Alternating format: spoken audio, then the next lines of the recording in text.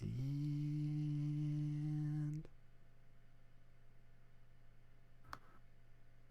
there we go. Dope.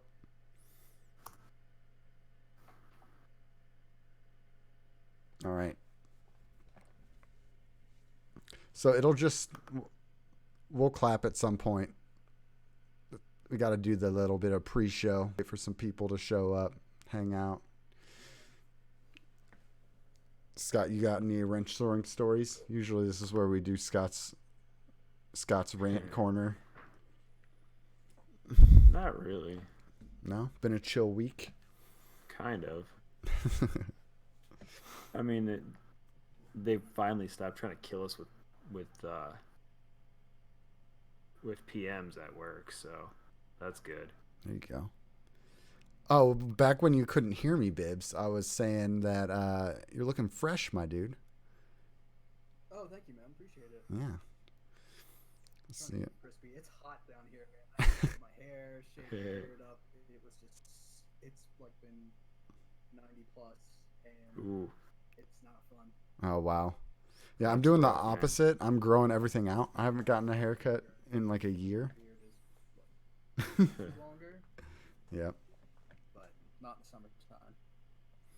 I just got a haircut the other day because I knew we were going to see family. We're leaving early tomorrow. Yeah. Going down to Maryland, so I knew it was going to be like at least a couple degrees hotter down there. It turns out it's like at least 15 degrees and humid. That. The hair's getting long, Zan. Yeah, dude. Real long.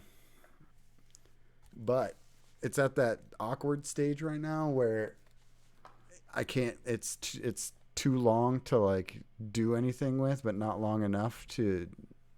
I don't know. I have to wear a hat a lot.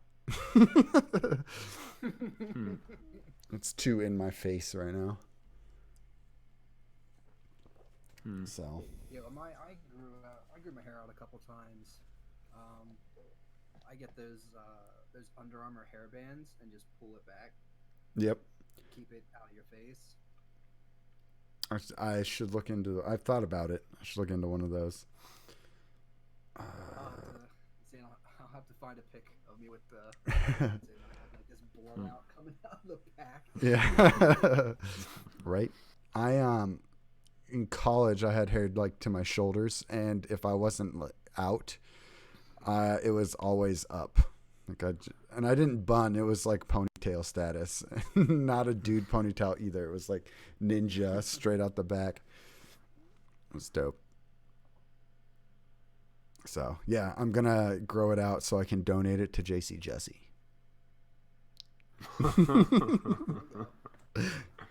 Or all of the dad tails. I'll be like, I have enough hair, I can donate it to all of you. So here you go.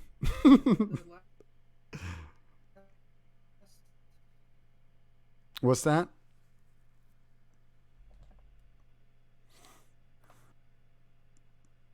Is this? I know. It's Discord being Discord. Yeah. Fuckers. Yeah, it's totally not the internet that's doing this. It's Discord being a bitch. So, I think it's good now, though. So it is Discord that's being a jerk. Yeah. It's usually like 9 times out of 10. Yeah. Pretty much. Oh, it's actually kind of cool. What, you still surfing? Yeah, I'm just Google image search. I found a bunch of dope ones somebody made. There's one on my phone. I'll show you. I actually changed my lock screen to this right here. Is that Iron Giant? It's a silhouette of BT7274 and Jack Cooper. Oh, okay. From the Titanfall, one of the cinematic trailers. Okay. And there was one that somebody made with all the different Titans and like a cool background and stuff. It was on Reddit, of course, and I found the Reddit but I can't find it. I found it on my phone. Can't find it on my computer, and I'm just being lazy. I don't want to. I'm trying to make sure like my SEO, internet finding things, is still good. Yeah. It's like a challenge for myself out of a lot of just laziness. Yeah. All right. Let's do this thing. Let's clap. All right. Oh, I found it. There you go. All right, ready? When you are. Where 4 would be. Okay. All right. 1, 2, 3.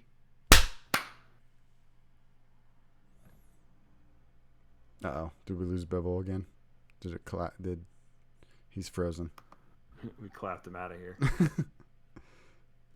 It's like the Infinity Gauntlet snap. Mm-hmm. This time I'm going to get the screenshot, though. It's a great freeze face. I lost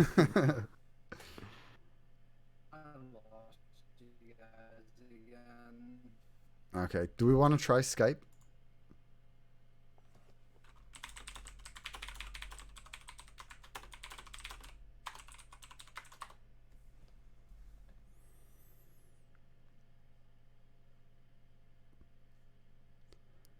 I know it's usually like certain channels or whatever.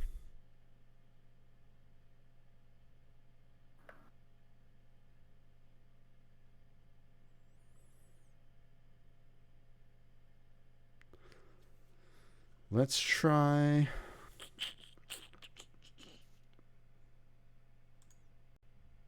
trying to think if there's anything. There should be some sort of not low res. It's like, Let me look at the call settings. yeah, it should be like low what the fuck ever, like slow connection speed or something like that, which may or may not help. I don't know. Right. At this point, it's a toss up. I mean, if you lower the quality of it, like low fidelity or whatever you want to call it, it theoretically would be easier to handle. So Discord's not being Discord, but at the same time, What's up, Fluffy? Oh man, thank you so much, dude, for the resub. 14 months. Holy shit. You're only like a week behind Phoenix, and it's amazing. Connections, maybe? No? I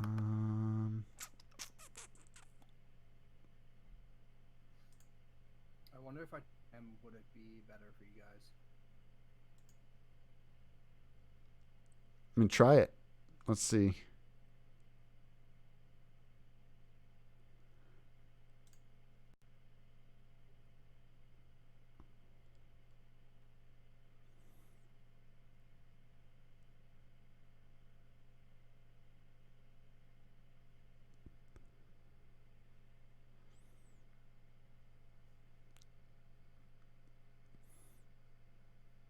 Yeah, if we could always just swap to just straight voice, and I could throw up a picture of the giraffe turtle.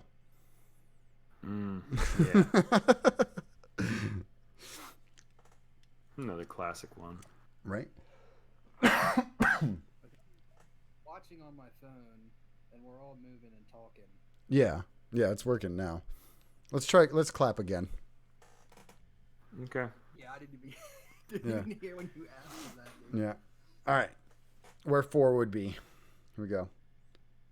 1, 2, 3. Cool. All right. We're just gonna go for it. Here we go, and Spend it. we'll shoot from the hip. Oh my God. Hello, listeners. This is BarelyADS, the show where we shoot from the hip. We're coming at you live from twitch.tv/BarelyADS. And with me this week, by the way, I'm Xanafan711. But with me this week, we've got Slapshot Scott and special guest Bibbletron. What's up? What's up, dudes? How's it going? How's it going, man? let's say in like 15 minutes. We'll see. We'll ask that question again. Little bit of technical difficulties, but we're figuring it out. Just like this week's Band of the Week had figured it out. And they're brought to us by crotch-mounted steering wheels. Crotch-mounted steering wheels. Men hate them because the wheels drive them nuts. Nice. And that band is Driveways. You can find them at driveways.bandcamp.com. And if you want your band on the show, send us an email at BarelyADShow.gmail.com. Or hit us up on Twitter at BarelyADS, or jump in the Discord. How can you do that, you might ask? By going to our website, BarelyADS.com. I got a favor to ask. Please search in YouTube BarelyADS, no spaces, and drop a subscribe for us so we can get that sweet, sweet URL. And if you want to support us, do so at patreon.com/BarelyADS. And I just want to say thank you to all of our patrons. We appreciate you. Two big asks. One, get in the Discord and play some games with us. And then two, tell a friend about this podcast. We'd appreciate it. We like what we do, and we think other people would like it too. Also, please drop us an iTunes review. 5 stars only, please, so that we can review your review. And then It's a thing. We'll do it. We'll do it. And then, have we checked iTunes reviews, or are we we're saving them up. Technical difficulty. And by saving them up, I mean we haven't checked. So there may be some that we have to read still. And then one last thing in housekeeping. This week, the final episode of 150 of Distinguished Gentlemen Podcast, or Dad Tales Podcast, came out. And just want to give those guys a special shout out. These are the dudes that helped us out so much at the beginning. Boost came on our show in the very beginning, and they bought into us right off the bat. And I just want to say thank you so much to you guys. And it got me thinking about our start and what that means. And I just want to say, we got started because listening to Dad Tales was like, hey, people are like surrounding these guys and they're playing video games together, and we want to do that too. So I came up with a little mission statement for us, just to be like, hey, what is BarelyADS about? And that is, we are a community focused on making friends to share music and play games with. So good mission statement. Yeah, I like it. So I think that's starting to show even more in the Discord and through the podcast, and I'm real excited about it. And that's part of how I got to meet Bibble through podcasting with Dan and just the community, and Bibble's here now. So let's ask him some questions. If you didn't listen, Bibble was on, you were episode 1 of Lit Lore, weren't you? Oh, yeah, man. Hell yeah. We got schwasted. Had boxed wine, my dude. Yeah, boxed wine. It was fantastic. So that was fantastic. That show almost killed me, and that's why there's only 10 or 12 episodes or something like that. But got to meet some cool people like Bibble. So for those who don't know you, though, who's Bibble?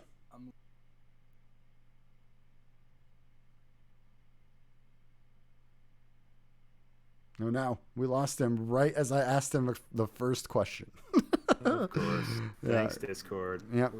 By the way, Discord is being a bitch tonight, so bear with us, please. But yeah, there he is. All right. So, I completely missed that rant, dude. You ranted? No. Oh. I was trying to listen to you, and I didn't hear anything you said. But I'm okay. Assuming that you summarized the first episode of Lit Lore. Kind of, yeah. But the question at hand was, who's Bibble? I'm an old guy that likes poop and fart jokes. I drink a lot of beer and wine. I am a professor and a researcher in Atlanta, Georgia. And I grew up playing hockey and soccer. So I played Nice. competitively for a number of years, and yeah, that's me. I play Destiny a lot, too much. Yeah. Reset Boys. What else? That's one of the. Yeah, I love Tuesdays for that. That specifically. Tell us about Reset Boys. yeah, we have a good time. So if you can hear me, Reset Boys is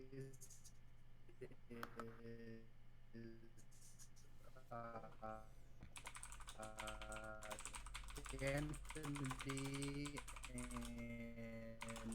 Monster and I every Tuesday for the last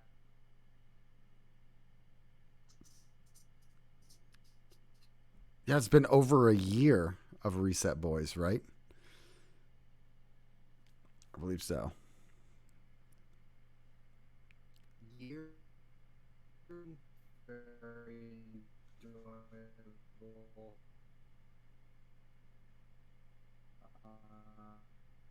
And then started playing with Dan, and it's been a lot of fun. Hell yeah, dude. Um, I'm gonna call an audible. Let's transition to straight voice. So, my dudes, meet me in beds. Go into any audio room.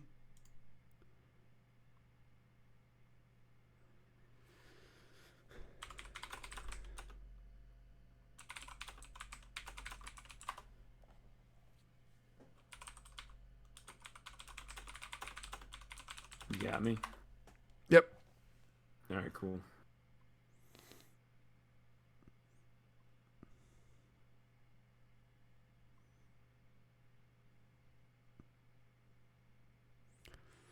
It's cool. I will edit this. It's okay, Ben. I'll take it out in post. Oh, wait. It's me now. Mm-mm.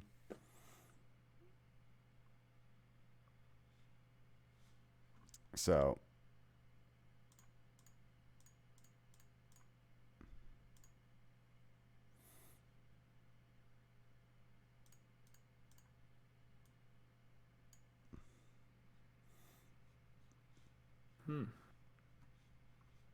oh no, he bounced out of the call and then back in.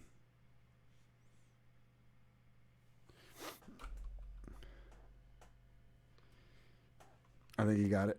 Hang on.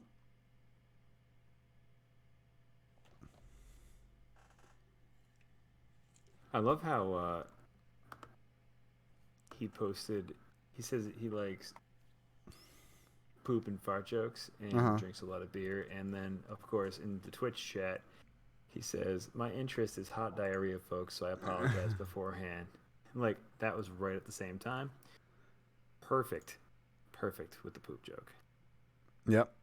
I think he meant internet, but, you know, it still works. It's a poop joke. I'm giving it to him. Right. Count it.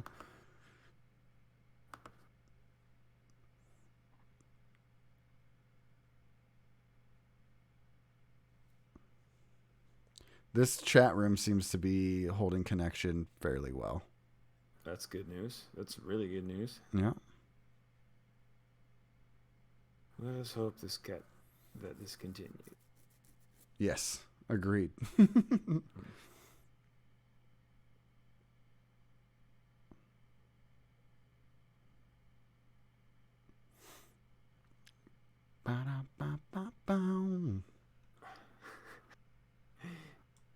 Oh man, you know it's going to be an interesting time when you see that Florida man is trending on various social media networks. That's going to be Right.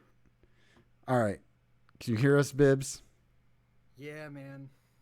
Oh, you sound way there we better. go. This is going to be way better. yeah, that is much better. Yeah. Okay, cool. Yeah. We can actually hear you. Mm-hmm. Did you stop recording or no? Still recording. Okay. Yes. Okay. So you talked about Reset Boys. So we got that. Let's clap again for posterity. You guys, you're gonna have so much editing work. That's what this extra clap is for, and it's not gonna be that bad. Yep. All right, here we go. 1, 2, 3. Perfect. There we go. All right. And we're back from that break. Bibbs was just telling us about Reset Boys, and we called an audible and switched to just voice. If you're hearing the live chat, sorry, you get to look at a logo and listen to us. But it's all good because it's not Bibble's fault. As you can tell now by him having a stable connection, Discord is just a bitch. So, all right, awesome. So you do Reset Boys with Dan and Jaden, and it's a good time because it's just fart and poop jokes all the time, and you guys razz each other, and it's great. And you stream as well. Do you stream just Destiny, or do you stream anything else? I've been streaming Destiny 2 forever. Destiny, a little bit of Destiny 1 back in the day, and then I've done games like Journey. Oh, nice. Dauntless is my jammy jam right now. Hell yes. And what else have I streamed? Some Call of Duty, but I mean, like 99% of the time if I'm streaming, it's gonna be Destiny. Oh yeah, dude. Awesome.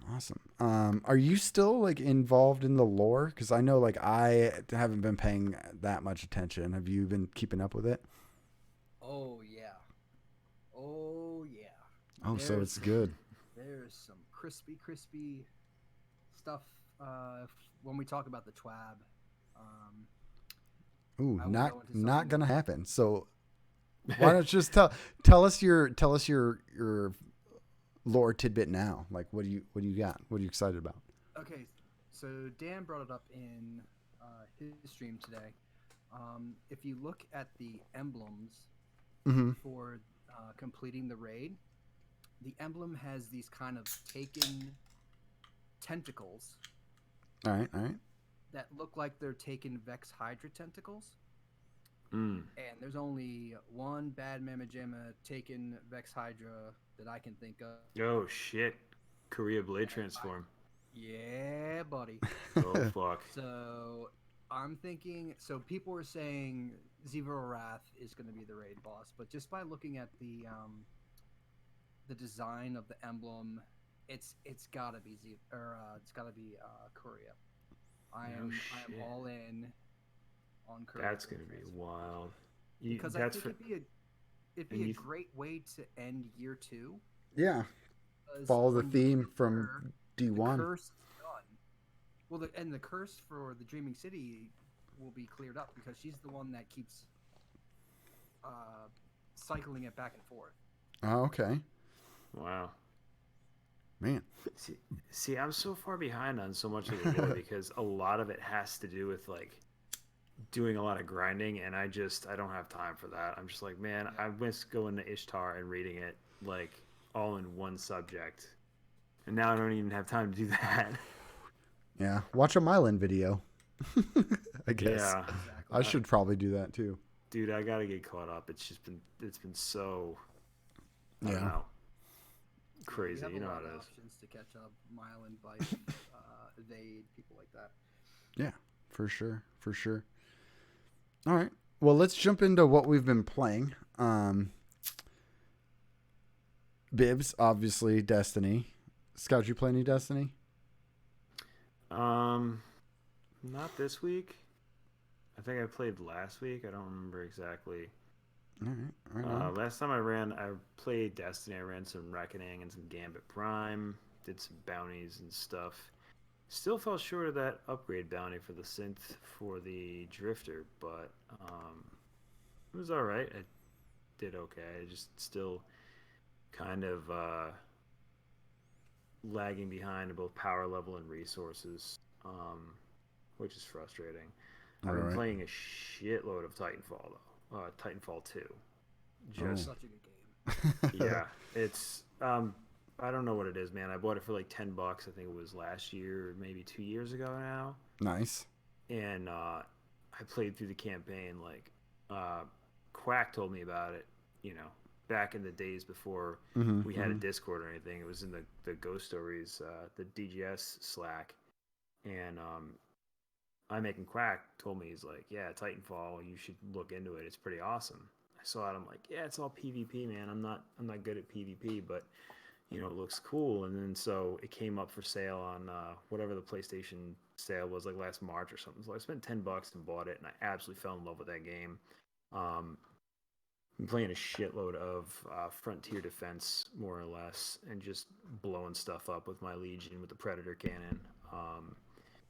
Nice. And then I just restarted the campaign too. So I think I'm on like the second mission there. And I was talking about it in pre-show too. Like being a lore nerd from Destiny, I start looking at other games that I really like, and I'm like, man, is there more stuff I can learn here? Like, what's this all about? Probably. You know. Yeah, I mean, I will say this first and foremost. Like, I spent a lot of time this week cruising around the Titanfall subreddit and just trying to learn as much of the lore around that game that I didn't already know, that wasn't like, you know, already in front of you in the campaign or whatever. Mm-hmm. With the Destiny community, man, we're fucking spoiled because every almost every podcast is like top notch production quality. Everybody can carry a show and a conversation. And like everybody who does the lore stuff, they research it pretty well. The big Yeah. guys, you know, Yeah, like we yeah. said, Mylan, Bife, even the guys from Ghost Stories, they had like crazy breakdowns and stuff. And they don't really use conjecture. There was a couple things I watched on Titanfall where it was Titanfall videos, like trying to figure out backstories of some of the bosses and stuff. And it's just, it sounded like the dude was talking into a tin can and making stuff up as he went. So just like, yeah, sorry, buddy. I'm gonna go like read the subreddit and see what I can find out, because this just doesn't make any sense. Right. It's on my my sale watch. So Scott, when it goes on sale, you have to let me know. I plan on dude. picking it up. Definitely. But Amazing campaign, and I did the same thing you did, Scott. I bought it for $10, and Yeah. best $10 I've spent the last year. Oh my god, yes. And it's You funny guys know too. Borderlands is going to Good. be free next month on PS Plus. Yes, I do. which one? Yes, The first I one? do. Handsome The, Collection, I believe. Handsome Collection. Oh, so like Yeah. everything basically. Yes, yes. I'll have to Which pick that I- up. I'd be more have it, inclined to play it on and my I can't wait. PlayStation than I have Borderlands 1 and 2 on 360. Yeah. So I'd be more inclined to play that. But man, I would really love to just play it on PC, honestly. I'm turning into that guy. Dude, it's gotta be absolutely awesome on PC. I've seen a couple streams. It looks great. I don't know if it was on PC or not yet. I'm sure 3 will be. Oh yeah, for sure. I Oh, will yeah. get it. See, with games like that and crossplay becoming a thing, I'm probably gonna pick up any game like that on PC so I can play with anybody. As opposed to, like, I'm still not so sure that if you play PlayStation, you'll be able to play with Xbox. But if I get it on PC, I could at least play with just PlayStation or just Xbox, you know? And the Yeah. good thing is, for console players, well, at least for Call of Duty, they said that the only way you're going to be matched up in PvP against PC players is if you're actually in a party with a PC player. That's a good way to do it. Oh. Console players won't go into a PC lobby and get wrecked by M&K. That's Yeah. That's good. That's good. And then I in like big something 2K like matchmaking. something like Borderlands, that's not going to even matter. No, not really. So, but Bibbs, have you gotten your masterwork or catalyst for Outbreak perfected yet? Is that happening for people now? I did not get it. So we did a Reset Boys where we tried. It was the first week, Mm-hmm. and I was out watching Champions League football before we went live, and I was way too many beers deep, and I rage quit at 8 o'clock on Reset Boys. So we did it the following week, but I haven't. I don't see the. It just makes the little nano Siva track better. Oh, okay. I haven't really. I don't know if I really want to get it or not. It's a lot of work for that Yeah, you catalyst. got to do like an arc week and a void week and then a solar week or whatever. Mm-hmm. Still, I'm a pulse rifle. I love pulse rifles in D2. They are my favorite gun type in the game. Hell yeah. Yeah. I run Bygones, I run Outbreak, and then I run the True Vanguard Blast Furnace roll, which Ooh, is Feeding Frenzy Kill Clip. Oh, fuck, man. that's a good roll. I love It's my like a- Bygones, man. Bygones is my favorite gun in D2, hands down. It's so good, and it's funny because I was talking to I think it was one of my clanmates, and they're like, it was before a Blast Furnace dropped, so it was pre-season of the Forge, and they were talking about like optimal ranges and like basically It's not gun range stats. Yeah, well, it's so funny because they were talking like gun stats for pulse rifles, and they're like, yeah, technically, what is it? It's the kinetic version of right side of wrong, but better. Go figure. That's what it is. Yeah, they're like, yeah, Go figure beats Bygones in every category. I'm like, I don't know, man. I took Bygones into the Crucible and was just shredding people, and for me, that's unreal because I'm not a great PvP player. Yeah. And so we were playing like I think it might have been an Iron Banner, and we had like a almost full clan squad rolling in. And he's just watching me like move around corners and freaking tear these guys down. And he's like, "Holy crap, that thing rips!" I said, "Yeah, it was the vendor roll too." So I made sure to get the vendor roll is the best one, I think. With counterbalance, and then it's or not counterbalance. Yeah, counterbalance stock, right? It's the mod on it. Get that, put it on. It makes it a laser beam. Yeah, I depending on map size in PvP, I will rotate between Blast Furnace and Bygones. I will always have my Jotun on because I'm a dirty pleb and I need my crutch. I wish I could get Jotun, man. Oh, it's so fun. I see it every time I see it. I was a fusion rifle guy in D1 too. I ran Vacancy like almost nonstop until they brought back Matador. And I loved fusion rifles. So I saw Jotun. I'm like, this thing is going to rock. And then, I did a couple forges and it didn't drop. And then I started like hearing horror stories. So there was a couple guys who had like over 100 forge clears in my clan and they didn't even get a sniff of Jotun. I'm like, yeah, I'm probably not going to get that one. Too much work for me. me. Makes me sad. Feels bad.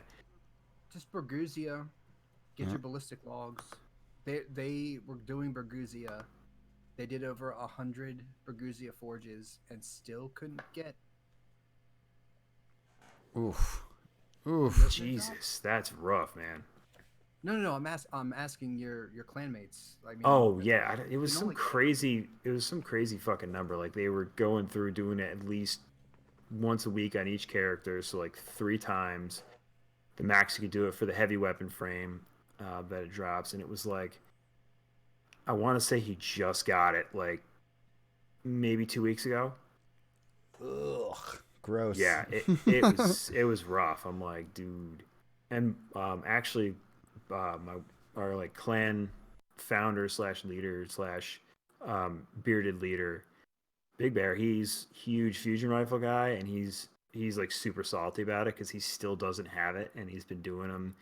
He just gave up after a while. He's like, this is fucking bullshit. I can't do this anymore because I'm gonna put my like fist through the TV. Because he's been in like 3 parties where somebody does it on like their second try, or they come back from a month off of Destiny and like, oh sweet, what's a Jotun? And he's like, you motherfucker. Oh my god, it's like it reminds me of when I was getting my epic cleric weapon in EverQuest 1. And I was swimming down to the stupid underground castle with the Kill the Goblin King for a rare drop for the first time, which was 2 weeks of sitting at the bottom of a lake. And there was a cleric there that was leaving as I first got there. And I was like, did you get it? And he was like, yeah. I was like, how long did it take you? He was like, first one. Like, okay. And then it took me 2 weeks. It still wasn't even the rarest drop. It would take. There was a specific drop for the monk epic weapon that's I recall people camping for 30 hours a week for months before they would get their one drop. It's ridiculous. So yeah, it's insane. But so yeah, I've been playing a little bit of EverQuest 2 still. If you're keeping track, my Berserker is almost level 30 now, so that's dope. I'm starting to get into some dungeons, starting to do some. I am really enjoying leading people around in the dungeons, and I've even been asked like, "Are you new? Or are you like, veteran or whatever?" And I'm like, "Oh, I'm a day one player or whatever." They're like, "Wow, you really know these zones. You must have remembered all of them." I'm like, "No." They're like, "Well, how do you remember how to get through the dungeon?" I'm like, "You follow the right or left wall." You just keep going. Oh yeah. Just treat it like a maze. And they're like, "Oh wow, that's genius." I'm like, "No, it's just not that genius." But yeah, that's been a lot of fun. But what I've really been getting into this week, Overwatch is a little on the back burner right now because Dauntless just came out. It's fully crossplay, and we talked about it a little bit, but man, is it fun for like no reason. I want to say it is a less convoluted version of Monster Hunter, and that is the best part about it. Exactly. No, that's not the best part about it. That makes it a fun game to play. The best part about it is that is 100% crossplay. I was playing right before this, and I had one match where it was me and another PC player and 2 Xbox guys, and the match before that was me and an Xbox guy and a PlayStation guy. And it tells you what platform they're on. There's like a little icon next to their name. And oh, that's cool. I never noticed that. yeah, dude, it is so dope, and it works like you don't even think about it. Cool, they're playing the same game as me, and we're playing it together, even though we're on whatever console, and it's amazing. I think it could be on Switch if Nintendo could get their online presence figured out. Come on, Nintendo, it's about time. We've had this for 15 years now. Get with the program. I would love to play Dauntless on a Switch when I fly to Amsterdam this summer. Yeah, that dude. would be fantastic. I would buy a Switch just to play Dauntless on that fucking plane ride. I mean, you should buy a Switch just for the plane ride anyway, because you play a lot of great things on it. But yeah, I think I'm gonna have to. They're cheap too. Not like cheap, but they're not like they're $200-300. Grab one on sale. But yeah, it's a ton of fun. Just the age-old Monster Hunter grind to get better gear to kill harder behemoths. Pretty much. Yeah. And I guess someone was telling me, I think it was Evil J, because that dude is just a vault of knowledge about video games, was telling me that it's from 3 people who are just huge Monster Hunter fans, and they have like tens of thousands of hours into Monster Hunter who made this game. So that's really funny. Yeah. So it's more of an homage, it seems. Yeah, I actually dig the Fortnite graphics too. I think it's pretty neat. Yeah, it works. I think there's something about that style of graphics, and someone explained it to me this week as well, that like people are doing a little bit more cartoony graphics because they hold up over time longer, and that makes a lot of sense to me, And it also, I think, helps you to focus more on the gameplay as opposed to like, oh, here's one of the things that's great about this game is it's super realistic looking. It's like, nah, we didn't care about that. It's just fun, Yeah. Agreed. And then other than that, Zan, what's up? favorite monster, favorite weapon type, favorite armor. Go. In Dauntless so far, hammers. Fucking love the hammers so much. And it's you fucking titan. it's so great. It's slow and powerful, and it's got a really cool special ability. Armor so far for the look, I don't know what any of them are called. Probably the fire armor. Give me a monster name. The first fire armor. Monster? What's it? Embermane, Okay. I think. Yeah, armor? Embermane. Embermane's pretty dope, yeah. And then my favorite monster is definitely the Terra monster with the armor, where the armor moves and rotates around, and he can shoot his armor at you, move it to a different spot of his body, spin, and the armor spins around him. Like that fight. The fight is really easy, especially if you use a hammer. But that fight, like the animations and the way it moves around as like a slow moving behemoth is just fantastic, I think. Yeah. What about you? What are you enjoying in Dauntless? Repeaters and axes are my weapons. Oh, axes are fun. I love axes. Axes are fun, but repeaters, oh god, so good. There have been a couple times where I've fought monsters where I have not taken any damage whatsoever in the entire encounter, which is pretty cool. That is pretty cool. I like the Embermane fire armor, and I like the Charog fire armor, and my favorite monster is the Man-Bear Owl. Oh, the owl bear, the snow one? Yeah, so I've been playing with a couple guys from Hydra Gaming. Mm-hmm. We have nicknames for all the monsters, and Man-Bear Owl is by far my favorite. Oh yeah, dude. That is a pretty good nickname. I'll tell you what though, the ones that are electrified. Oh, they're so tough. Are always the hardest. Yeah, they're so hard. Especially when you get to the higher tier monsters, when they shoot like these bolts that track you. Mm-hmm. Not fun. Oh, dude, the one that shoots barbs that land in the ground and the barbs shoot the electrified balls at you. That thing is stupid hard for no, like, yes, it is. It shouldn't be that hard. Yeah, jeez. It's a ton of fun. Scott, do you play Dauntless? No, I haven't yet. Oh, dude, you gotta get it. It's free. It's free. Everyone get Dauntless and play with all of your friends. I'm looking it up right now. We could have Scott, who only has a PS4, me, who plays on PC, Bibbs, who's on PS4, and like JC, Jesse, or Fluffy, who's on Xbox, all playing in one party. What? Scott, you can play this game with Admiral Nips. Have you ever played the game with Admiral Nips before? No. I think he's only Xbox, right? Exactly. Yeah. But now you can, because Dauntless is completely crossplay, and it just, no one was talking about it. Just like Sleeper came out for all platforms and fully crossplay, which is the reason that it's on the Epic launcher for PC, and it makes a lot of sense to me. And whether or not you like Epic or what they're doing with their store, this is a very big plus in my opinion. They're the only ones doing crossplay, so. I played something else. What was it that I played that I wanted to talk about? I started Path of Exile because it was free on PlayStation Store, and I've never played an MMO before, and I really liked it. But like, as soon as I was getting into Path of Exile, Dauntless came out, and I was like, there's no way my ADD can do 3 games at once, so I picked Dauntless and D2, obviously. I have embraced the game ADD. You might, on the weekends, like the past Memorial Day weekend, there was like a Saturday where I played a little bit of Destiny, a little bit of Overwatch, a little bit of Dauntless, and a little bit of EverQuest, all in the same day. And it was wonderful. I'll say Ben sent us what he's been playing. All right. Ben is in the process of moving to South Carolina. I think he leaves tomorrow as of this recording.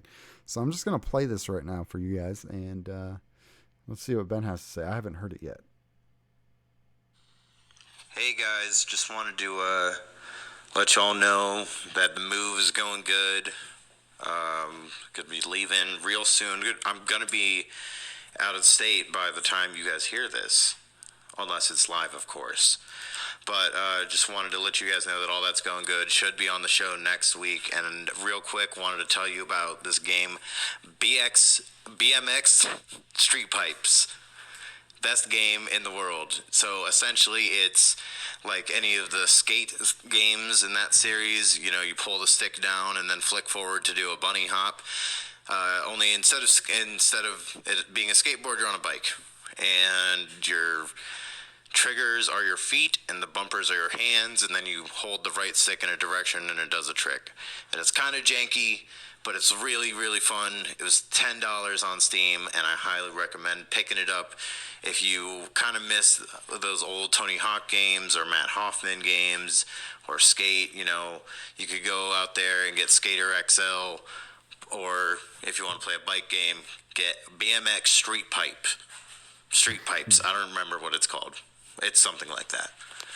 But look it up on Steam. It's not hard to find. All right. See you guys next week. Thanks, Ben. He's out there laying pipes all the way to South Carolina. Dude, I would be all about that game. I love Dave Mirra BMX, but it was like dude. Tony Hawk controls. But I am still waiting for Skate 4. Oh, dude. Patiently. You're building a PC right now, right?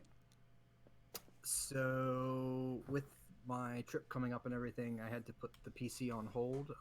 The way the university works, and if no one heard, I work at a university. I'm a professor and scientist there. Anyway, you have to pay for all your trips up front, and then they reimburse you. Okay. So all my PC money went to. Okay. So when you get back, you get to go on a little shopping spree. Yes, sirree, Bobkins. Well, when that happens, there's a little game that Nar is addicted to. Nar and G, the boy. It's Skater XL. Ben mentioned it, and it's just like Skate, but it's on Steam. You just plug in a controller and go. I was gonna say, would you guys prefer M&K for games like that or controller? Well, for Skater XL and the game Ben was just talking about, BMX Pipe, whatever. Pipe dreams? Yes. All the way to Laying South Carolina. pipes? I don't remember. I heard that. I was just like, that's a funny saying.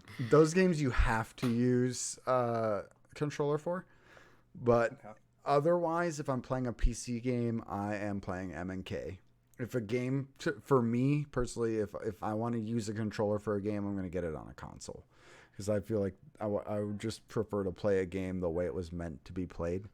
So, like, I'm playing through Assassin's Creed Odyssey slowly right now, and I could have gotten it on PC, but I got it on PlayStation, and I'm just like, that's a PlayStation game to me, you know? So that's just the approach I personally take. Anything with a gun, you're going to probably want to use mouse and keyboard, though. Yeah, I was looking at I think I'm just going to get powered GPU to build my PC. That's a good idea. Great dude. He supplied the graphics card that I won on Twitter because he's a G. Oh, no shit, dude. Yeah, dude. Is it a 2080, 2070? Or It was it it was a 2060. But it's still shit, dude. it's still That's a awesome. pretty expensive card. What, 8 gigs? Yeah, 6 or 8, I can't remember. It does the job very well. I'll bet it does. Yeah. I bet everything looks beautiful. So But I was looking at those like little mini gaming keyboards. They're like these little tiny little joints. okay, yeah.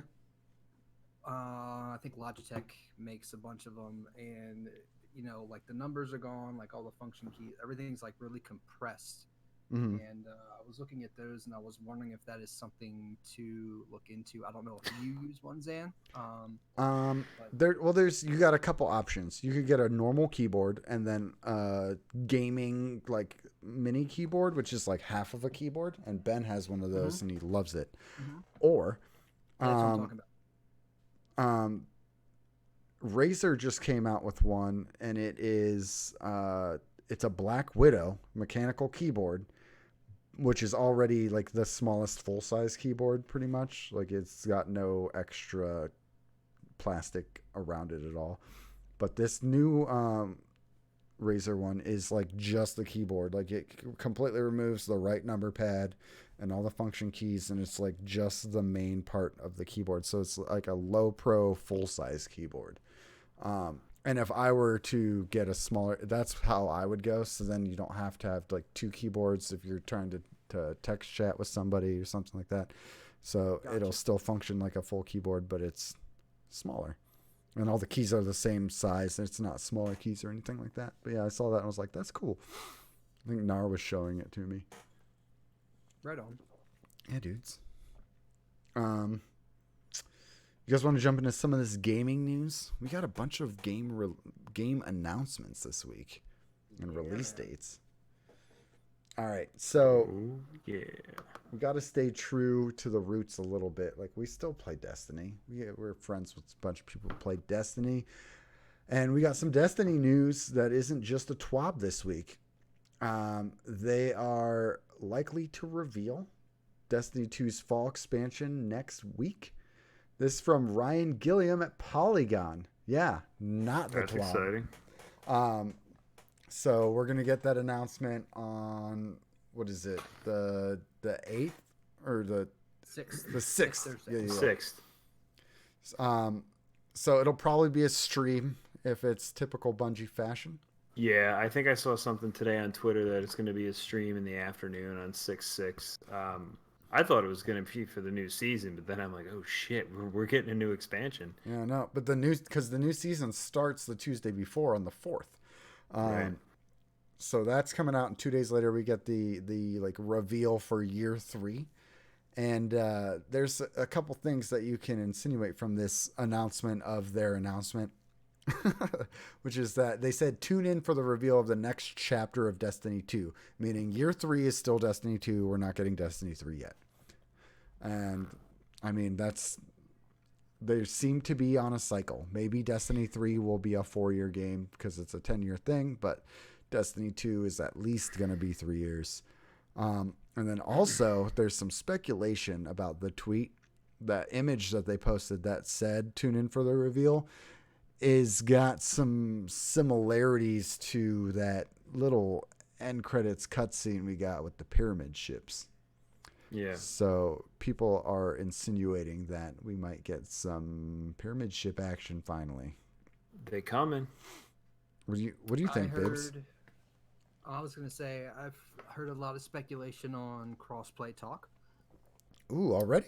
And, That'd be awesome. Yeah. And then Shackle's Hot Gun basically took the background picture for their reveal. Oh, yeah. Yeah. Did a lot of like Photoshop work to it, and people were thinking it might be the moon. I don't know. Oh shit! So if we were to go back to the moon in Destiny, that'd be wild. There'd be a wizard. Yeah, Maybe. there would be a wizard. Maybe, Survive. probably. No, like it's all speculation right now. I mean, I would like to be able to play the raids from D1 again. Yes, I That would be 100% agree with that. That'd be so awesome. Yeah, like just updated versions, like rolling into Vault of Glass with a Destiny 2 Year 2 Outbreak Prime with 6 of your boys and girls, and just melting Atheon with the OP would be fantastic. Right? Especially if it dropped like a Fatebringer or Vex Mythoclast or something. Oh yeah, if you could get Oh, like man.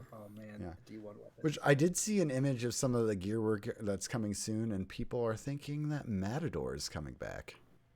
Really? I haven't heard that yet. Oh, my baby's coming home. Someone like there was an image of a bunch of the new gear, and someone was like, "That kind of looks like Matador." And I looked at Is it. And it I was still like, going to be that? Is it? I There's also friggin' hope it's going to be that sniper rifle of a shotgun. Like, "Oh, I highly doubt it," and I hope it's not Oh. because fuck that. I it do. makes I D2 do. Crucible cancer. Like I did not. I enjoyed the long range shotguns in D1 because you could close the gap so fast. In D2, you can't close the gap fast enough to kill a shotgunner like that. that ain't the shotgun's fault, man. Don't hate the shotgun. You hate the movement speed. I just hate all shotguns, honestly. If I'm being real. I I'm all still about that. want- I'm a nade launcher and fist boy. Fine, baby. Yeah, dude. I still want Fellwinter's Lie to come back as an exotic. Oh god, that would be so dumb. I want it, and I want it to be like horrible, like just the worst. Like so good that people would just rage quit over it. I think it'd be absolutely fucking hilarious because yes, I'm a terrible person. Y'all know that already though. All right, so When let's. Dan was still playing D2 on PS4. He was running with Dan and I. I'd just be like, get behind Zan. He'll use Fighting Lion, and then we can clean up his mess. It worked pretty well, and I didn't die all that often either. But there is a IS Luna Hawkmoon archetype hand cannon that's going to be in I the did see that. menagerie. Ooh. There's also a fusion rifle that looks like oh Christ, what was the fusion rifle from D1? Pocket Infinity. Oh. Oh shit! You hear that, Fluff? You hear that? Hey, I gotta go tell Big Bear. Hold on a sec. That's a big thing because that's all he's wanted since It they've looks been like Pocket Infinity, but it's got like the whole callus, like treasure, gold, purple kind of thing going on. Yeah, Dude, what do you that's guys the think this only raid thing is he's going to be? wanted. I mean, we talked a little bit. You think it's going to be, what's her name? Korea. Are you stoked to go back to the Leviathan? I don't know if it's going to be on the Leviathan or not. Yeah, is the raid going to be the find the Emperor's vaults thing, or is that a different activity? Because I saw I that. think the raid is going to be either on the Dreadnought or in the Dreaming City. Oh, yeah. I heard someone talking about the Oh. Dreadnought. I really If it's want a Leviathan Dreadnought space battle. If it's Korea, I think it'll because she is in the Dreaming City somewhere, running this cycle over and over. Was that confirmed? No. This is just me spin foiling. All right. I was But gonna say, I thought she was. Wasn't she still in? It's been so long since I've read the Books of Sorrow, or like brushed up on them. Wasn't she thrown into a throne realm? okay, Or so like- what happened was Crota opened his throne world Yes. because he's a dumbass. And Yes. Korea came in to try to figure out how the hive worked. Oryx And took Korea and presented Korea as a gift to Savathun. oh, that's what it was. But I think we have to go back to the Dreadnought because remember at the end when you beat Gaul, when the Traveler releases his light and awakens or whatever, like Yeah. Jeez, goes past- spoilers. he goes, past. It kind of like lays the roadmap of where we go. And it hit the dreadnought. You're right. It hit the Dreadnought. So Yeah. Oh man, that'd be. Also, the Queen's not dead, so. Well, she's in Queen's like busy her with the pyramid ships. throne Oh, realm. yeah. All right, dope. Let's move on to some other gaming news. In the realm of loot boxes, because we got to touch on the loot boxes every time. Google now requires app makers to disclose loot box odds. This is from Ethan Gach at Kotaku. And it's exactly that. There's a new policy that requires that, quote, apps offering mechanisms to receive randomized virtual items from a purchase, i.e. loot boxes, must clearly disclose the odds of receiving those items in advance of purchase. And then Apple also implemented a similar rule at the end of 2017.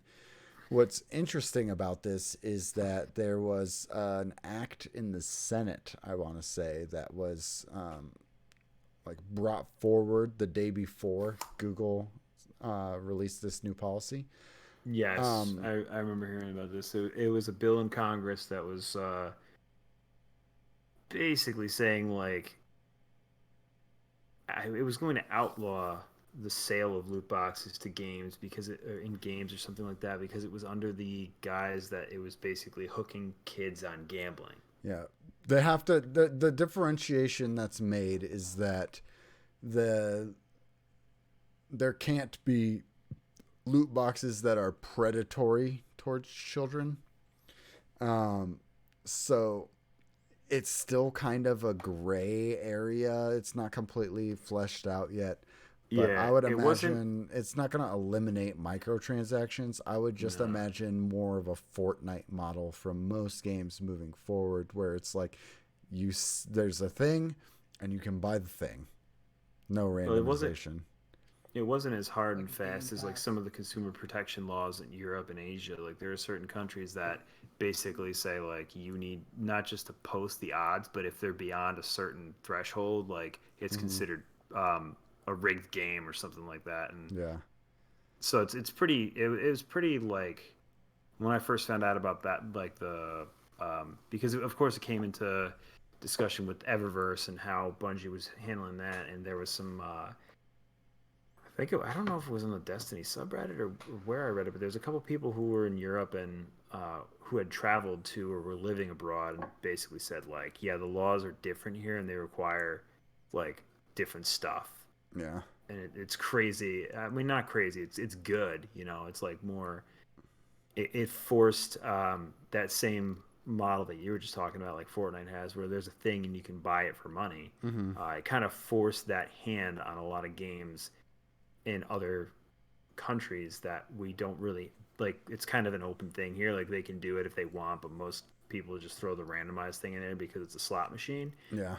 In other countries that's basically illegal, Yeah. so I would expect something more similar to maybe like Overwatch as well moving forward, where right now you can still buy loot boxes in Overwatch with real money, but something where when you play the game, you'll get a loot box and it's free. yeah, But there's also like an in-game currency that you could just buy with regular money, and then that yeah. can be used to either buy something straight up or a loot box.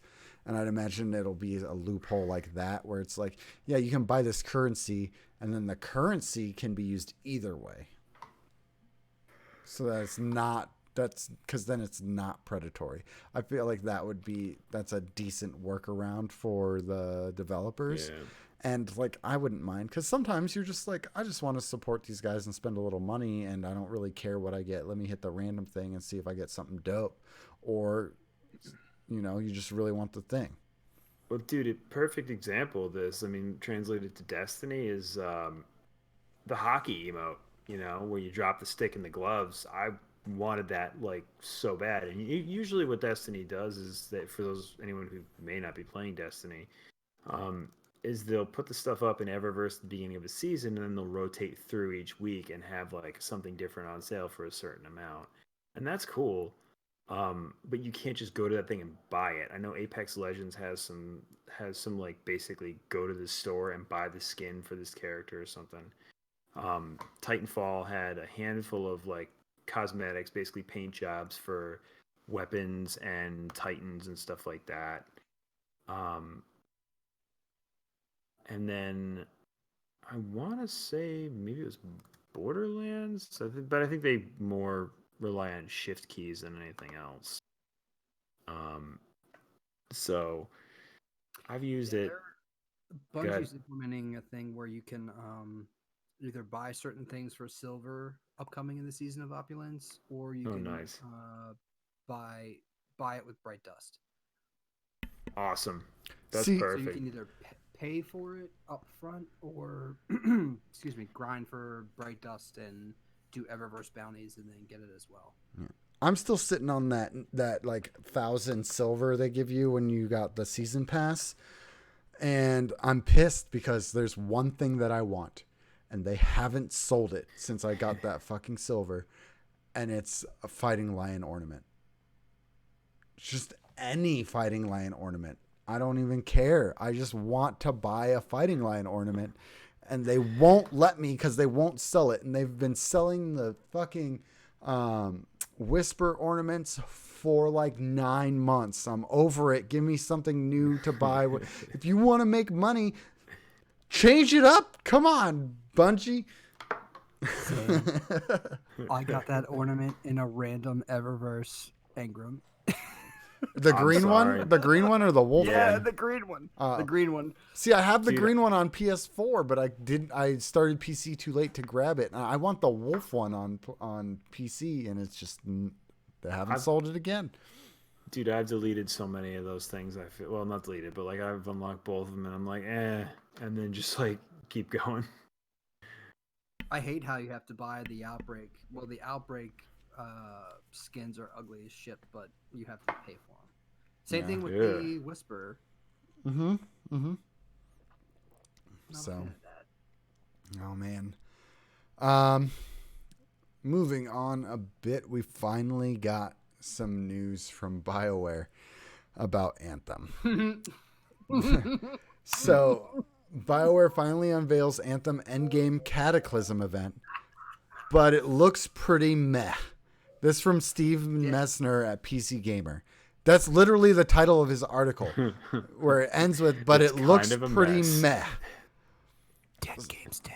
Oh my god. So it feels bad because if this had come out, It does feel bad, dude. if this Cataclysm event had come out anytime near when it was supposed to or before or with the game launch or whatever, it would have been dope because it's different kind of end game than what we're used to.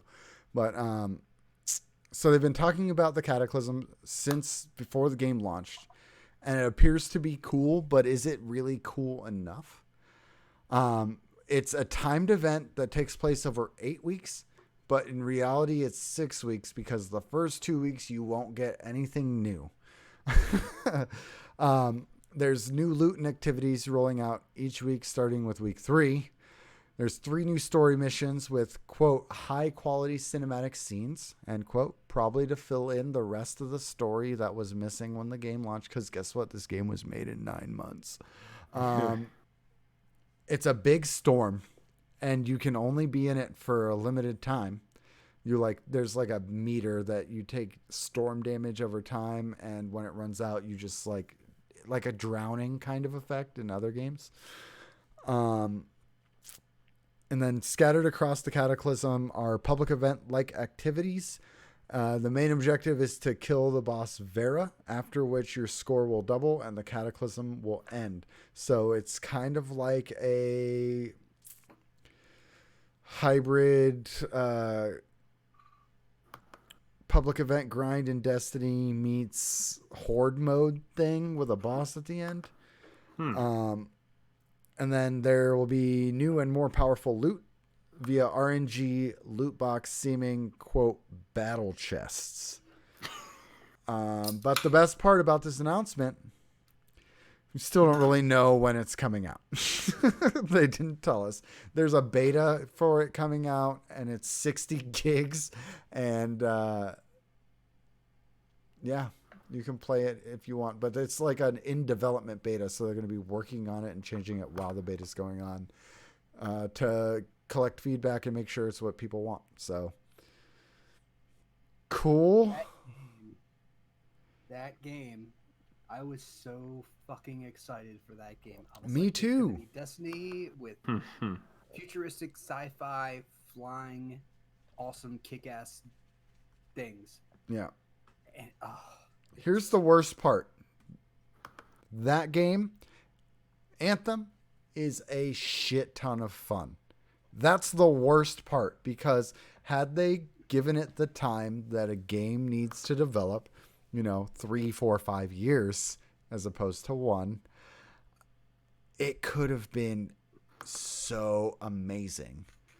They didn't even know that there would be flying and that flying would be a major part of the game. They couldn't decide until E3, less than a year before it came out. Jesus. Yeah. Well, that's like with Destiny, like D1, they changed everything. Mm-hmm. A year and a half before D1 came out, and then D2, they presented thing, what they were right? going to do to Activision. Activision said scrap it, and then Luke Smith and the boys had to put a game together in less than a year. Yeah. And that was a go back. Well, yeah, because D2 was supposed to come out instead of Rise of Iron, right? Yeah, I mean they scrapped D2 together in 9 months to 12 months because Activision didn't like the way they were going, and I'm going to just throw this out. I think Bungie wanted D2 to be more of a community-based game, and Activision said no. We want to we want to get more people into the game. Yeah. And try to broaden the population base, and they had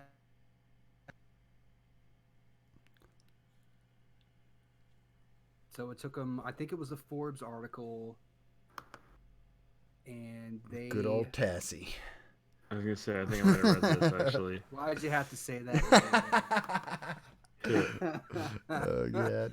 He, you know what? I don't agree with a lot of his mentality and his attitude, but that information is concrete, and they built vanilla D2 as we played it in 9 to 12 months. Yep. And I liked it. I loved Vanilla D2. I thought it was good, man. Yeah. 4v4 PvP is the best Destiny PvP I've ever played. Yeah. Thank you. Comp is way better than quick play, for sure. Quick play is gross. No, this was when 4v4 quick play. Yeah. Oh no. Yeah. I'm agreeing. I'm saying like that was better than what it is now. Yeah. Yeah. For sure. I loved it. I mean, I'm a passive player that uses pulse rifles and fusion rifles, so I'm not like up in your face with shotguns and hand cannons. So yeah, it was a lot more fun for me. It forced different play styles. That's where I discovered Fighting Line. I was like, this is a way to break them up, divide and conquer. Oh yeah, dude. Fighting Line and like a hand cannon in 4v4. Mm-hmm. Home for the Lost. 3 other guys that are playing kind of passively and like watching your back. Yep. I'll take so that. Good. And the maps are still built for 4v4 PvP. Yep. For sure. So I feel like I was one of the only people who said that, and everyone was like, "You're crazy. We want 6s." I'm like, "No, 6s is gonna be a fucking 6s. trash fire." Yep. See, then when you go on small maps like was it Solitude, the one where you're like in you're in IO. Is it Solitude? No, it's not Solitude. It's the one where you're like up in the air. It's just a circular map, and you've got like the mid, and then a bunch of stuff on the outside. It's like SM. Well, back in year 1, it was Antiope and Graviton Lance heavy. Yeah. Yep. I don't know. Not 6v6 maps. Yeah. No. I'm not a fan of them, honestly. I like the 4v4. I was a big fan of that at the start. Same I here. like the slower, more like the more tactical, like having to think. Yeah. I mean, sure. I was, I was actually doing a lot better when D2 PvP dropped. People were like rage quitting and stuff. Meanwhile, I got like more team wipes than I ever got in PvP, and I had to laugh at it. And then of course they did like the Go Fast update, and they added 6s, and it's just like, it actually same thing happened. I think it was the last time I played PvP in Destiny, which might have been 2 weeks ago. On some of those smaller maps in 6s, man, we were getting like just killed off spawn.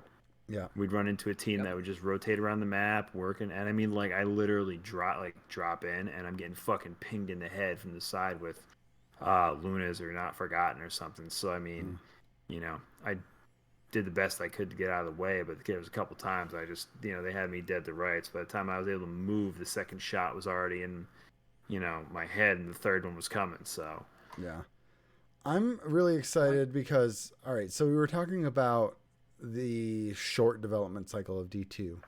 I remember in year 1, I want to say it was right around the time that Curse of Osiris dropped, hearing that the main team had moved on to Destiny 3 already. Yeah. And it's been like that for a while now. Yeah. So I really hope that they have been, especially because now Activision can't tell them, I don't like this, scrap it, make a new game in 9 months. I just wish... who was the happiest person when they split ways? Who's Luke Smith? Luke Smith was like, this is my baby again. Mm-hmm. I'm so excited. And I hope he's going to be... he tweeted something today about next Thursday when they do the year 3, I guess, reveal or whatever you want to call it, and he is excited. Like I like Luke Smith. Mm-hmm.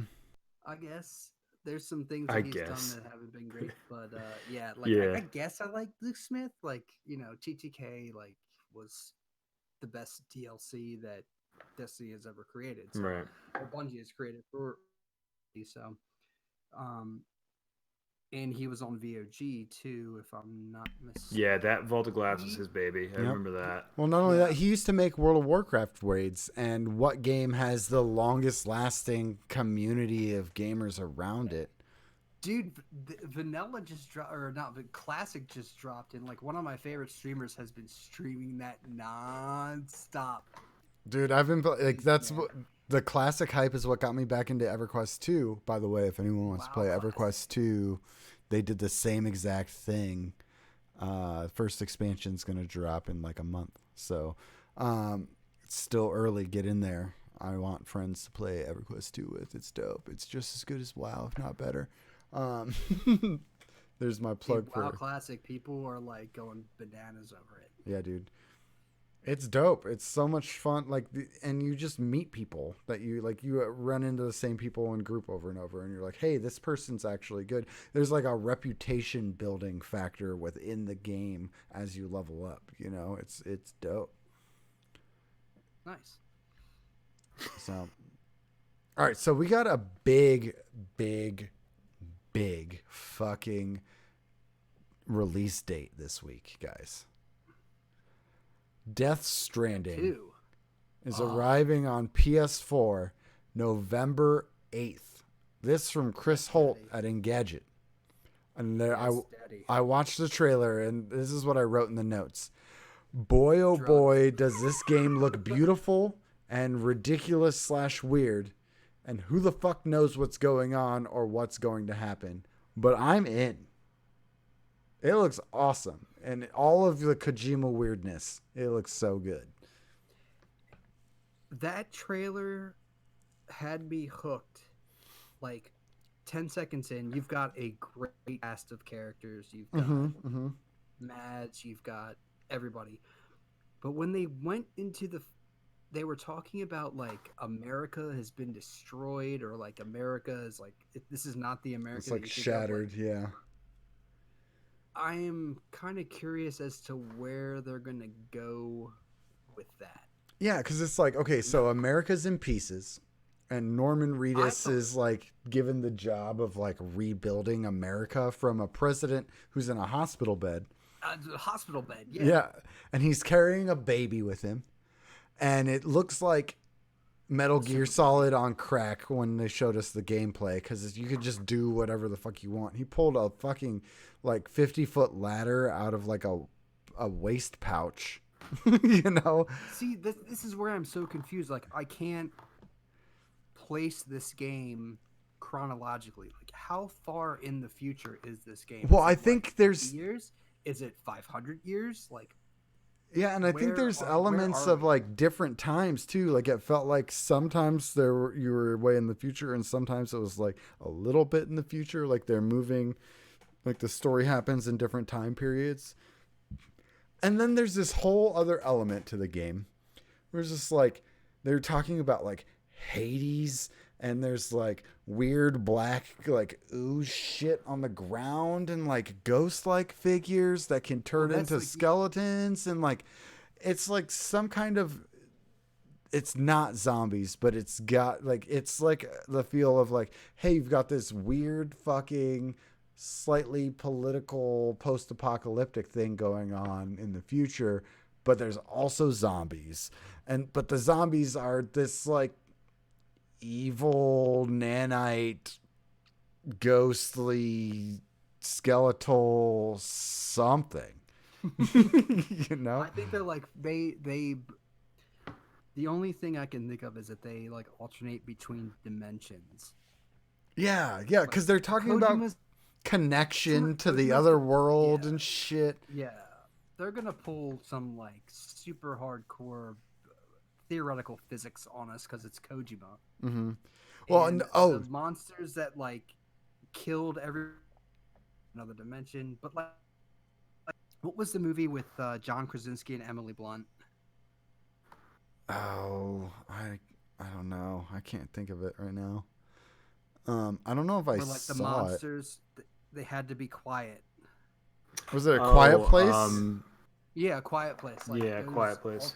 Alternate dimension monsters, and he's crazy. I love him. He definitely has done a lot of LSD, and that is pretty much what makes his games great. Yeah, and it looks like if you enjoyed the Metal Gear Solid games, it looks like you'll enjoy this too.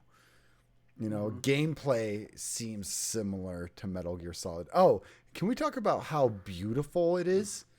The graphics in that game is so pretty. It's on the same graphics engine as Horizon Zero Dawn was on. Oh, really? Yeah, That's fucking the Gorilla, wild. the Gorilla that engine. explains a lot. Yeah. Which seems like a great engine because it's very smooth and very pretty. Choo-choo. Yeah, and they got to play it. I remember a couple months ago, Kojima he like introduced, and the first people to play Death Stranding were the developers at Guerrilla Studios.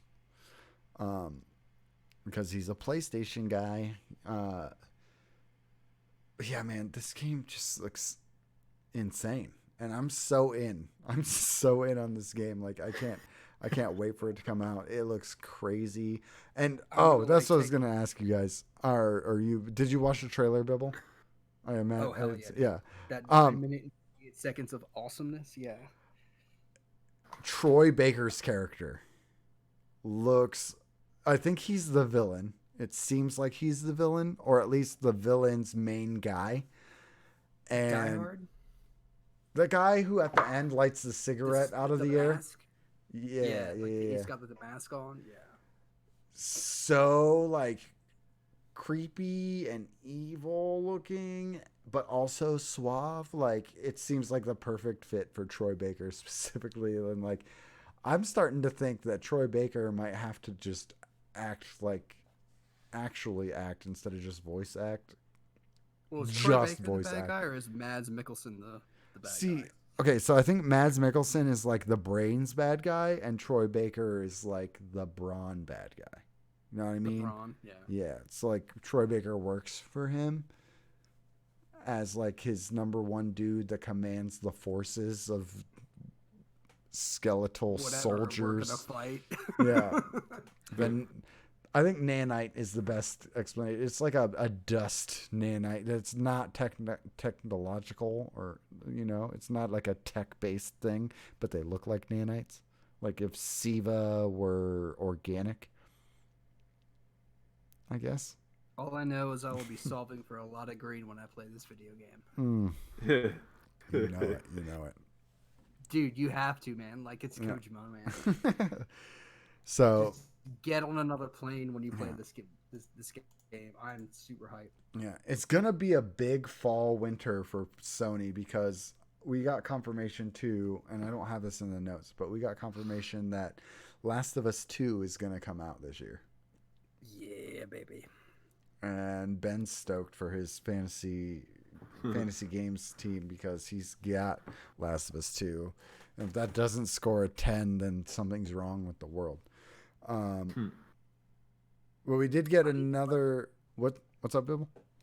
I didn't play it till last summer, and I played the remastered version, and I haven't been so immersed in a game in years. Did you cry? That game made me cry multiple times.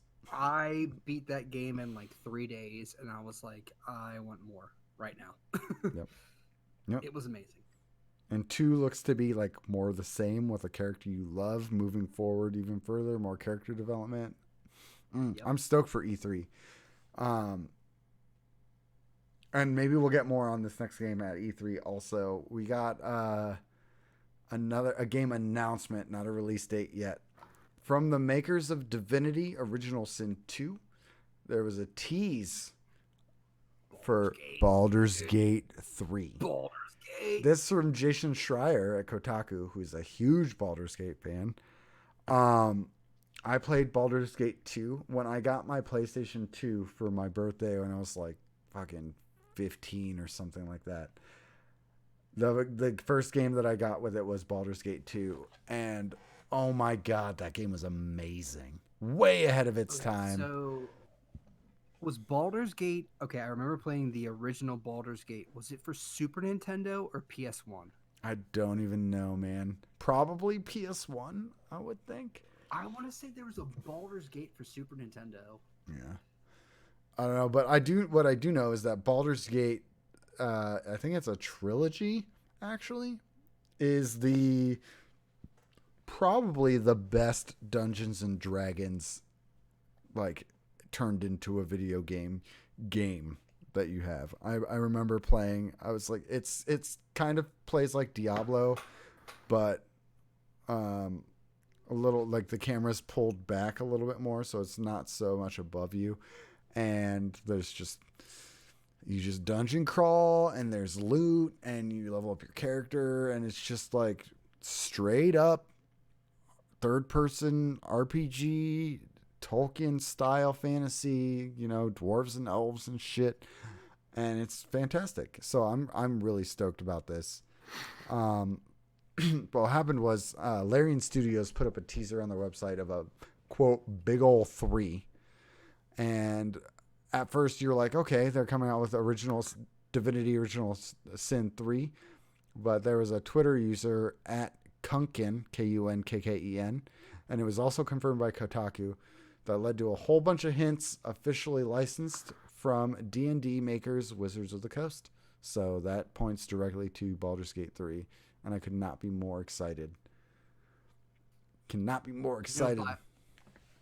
BioWare was the original developer of Baldur's Gate. That doesn't surprise me whatsoever. I didn't know that, but I didn't know that, yeah. Not a surprise. Makes a lot of sense. So, yeah, get hyped for that if you like third-person slasher RPGs. That game is definitely for you. And then we got a game announcement / release date, and this is a hype moment right here. Call of Duty Modern Warfare, a game that I am not necessarily invested in, was announced today.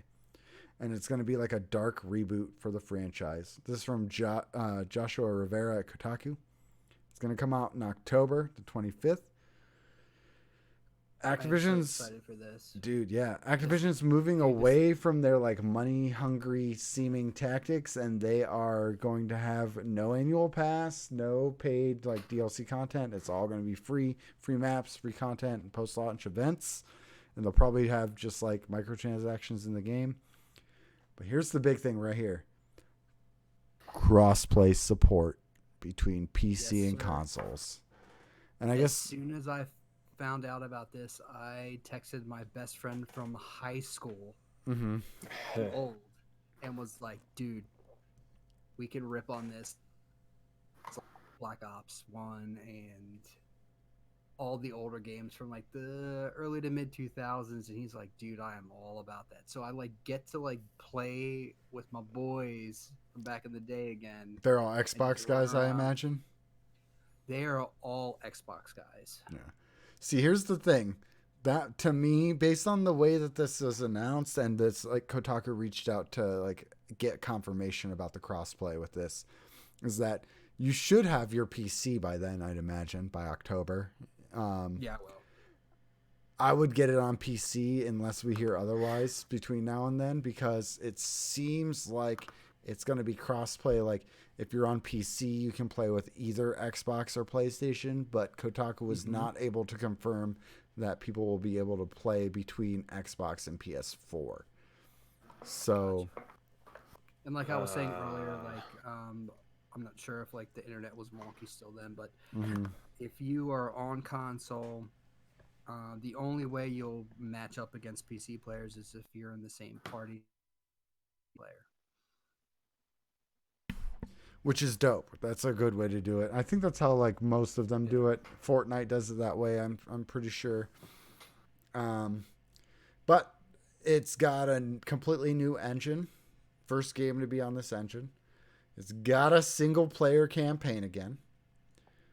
And it's got a quote immersive narrative experience that spans all 3 game modes: single player, co-op, and competitive multiplayer.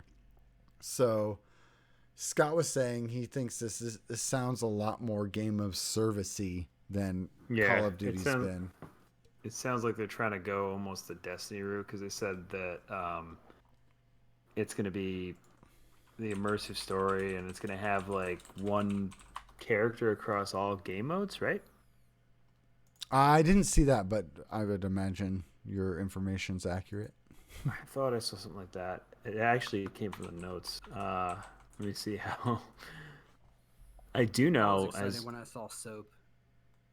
I was like, "What's up, big boy?" Yeah, they're bringing a bunch of characters back for sure.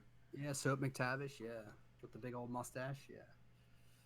I will say that, as previously mentioned, I spent a fair amount of time perusing the Titanfall subreddit this week, and there was a post in there saying that apparently a bunch of the developers who left Infinity Ward to found Respawn left Respawn to go back to Infinity Ward to start working on a Call of Duty project, and that was like it was the post was recent enough because it was this year, but it was 2019, but it was like earlier in the year, so it's interesting that this comes up and they're going a different route with Call of Duty. Yeah. I'm excited. I like this because of the crossplay. I'm probably gonna get this game. I mean, crossplay is going. This excited for. Go ahead. Sorry. Oh yeah, like I've been saying it forever. Crossplay is going to sell more games. Period. And it's not going to sell any less consoles. Let's get real. People are still going to need a console to play their crossplay games on. No, I think a lot of people will buy it too because of the title. You know, most people who play Call of Duty know what to expect, and they want Call of Duty. My question is, I wonder how it's going to be received. You know, like if it's not your same old Call of Duty, blow off the campaign and go run around multiplayer teabagging people. Because that was my Call of Duty experience. I'm like, maybe this will be a cool thing, and I promptly got fucking wiped because that was my first PvP multiplayer shooter. Yeah. So I'm wondering if it's going to be well received, or if maybe they're trying to target a little bit of a different audience now with it because they're rebooting the franchise. Yeah. I don't know. We'll see. I'm excited about it. This is the first time I've ever been excited about a Call of Duty game, but I'm about it. And this finally reminded me of the last game that I wanted to talk about before when we were talking about what we played. Quack got me a code for Rocket Arena. Oh yeah, he was talking about that last week. Yeah, so I got to play it. I got to play it with Quack for a little bit, and that game is just like, it's very simple. It's like a dome arena, and if you get knocked out of the arena, you like lose a life or whatever. It's like you don't actually die. It's cartoony, kid friendly, but so like a Smash Brothers kind of mechanic where you get knocked out. It's all projectile rocket type stuff, and like a hero shooter kind of vibe like Overwatch, and it's just real simple, real fun. And I think that game is going to go pretty far. It'll be a very streamable, very replayable game as long as they keep adding like more characters to play as, more game types and more levels. There's 3 game types right now. There's like the deathmatch mode where each person has 3 badges, and when you get knocked out, you lose a badge, and the first team to run out of badges loses. There's like soccer where you have to grab a ball and bring it to the other side, and you can either throw it in or like run it in. And then there's like a capture the flag kind of thing where like these big ass rockets will land on the map, and you gotta stand near it to control the rocket, and first one to control 5 wins. And it's all 3v3, so it's a ton of fun. I had the beta code for the weekend, and I played probably 6 to 8 hours of it. So yeah, it's going to be, I think, another one of those Overwatch type games where it's one you can jump in at any time and just play with your friends and have a good time. But it's not too serious where you need to grind it a ton. It's a good staple whenever you want to play a game with your buds game. So I would check it out. So yeah. And then we talked about Fantasy Critic for a second. So let's get into the Fantasy Critic update for this week. First thing, Trevor Saves the Universe came out, which means Phoenix got -6 points because that was his counter pick. And I'm looking right now to see who actually had that game. And it was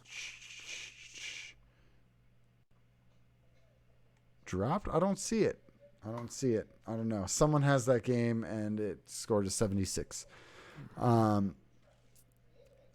We talked about how Gear Dad is losing points because Skull and Bones is not going to come out this year. I got 1 point for Rage 2 overall. Drafty with Team Sonic Racing got 4 points. That game scored a 74. JC Jesse is winning. Total War 3 Kingdoms got 84 points, or 84 score for 14 points for him. And then Observation, which was another indie game, came out at a 75. So he got 5 points for that. He's sitting at 19. But really close to him is Laz, who got 11 points for Blood and Truth, which scored an 81. And he had Trover Saves the Universe. That's where it is. So he got 6 points for that with a score of 76 on that game. So currently JC Jesse in the lead, 19 points, and Laz right behind him with 18 points for games no one's ever heard of. So Nar has some points too. He's in the chat right now, but I have to do some tomfoolery to get that game. Like, it wasn't in the system when he picked it, but it came out, so I got to figure out how to get him those points. But I think it scored pretty well. I think he got like 11 points for that. You guys want to get into some listener questions? Let's do it. All right, dope. Sure. This week, you guessed it, listener questions brought to you by Cosmodrome Vodka. This week at Cosmodrome Vodka, we were too excited to distill anything. First, you have one Bibbletron on.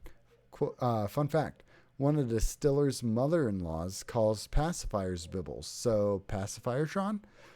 And then you've got more than likely already mentioned it, but Bungie is doing a huge reveal on June 6th about the next chapter of Destiny.